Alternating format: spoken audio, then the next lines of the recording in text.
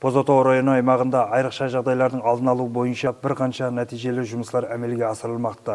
Район аймағында жайласқан халық қожалық объектілері, сондай-ақ бұқараларымыздың тұрақ жайларында өрт қауіпсіздігін тәмамдау бойынша бірқатар профилактикалық үгіт-насихат түсінік жұмыстары алып барылмақта.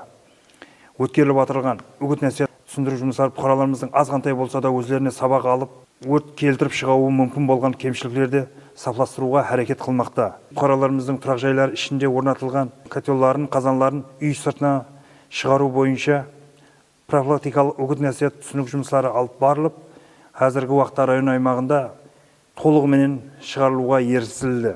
Район аймағында жайласқан 326 дана жер асты су алғыш гидрантлары жайласқан болып, соны қазіргі күнде 146 дана жер асты су алғыш гидрантлары техник бекемлігі тексеріліп, көзден өткерілді. Бұндағы мақсат район аймағында өрт болғанда жағдайда тез һәм сапалы өшіруден ібрат болып табылады. Сондай-ақ ауыл макам бұқаралар жайларында 3447 бұқараларымыздың жекеменшік тұрақ жайларын ысту қазандары, пеш морлар техник бекемлігі көзден өткеріліп, толығымен тазаланды.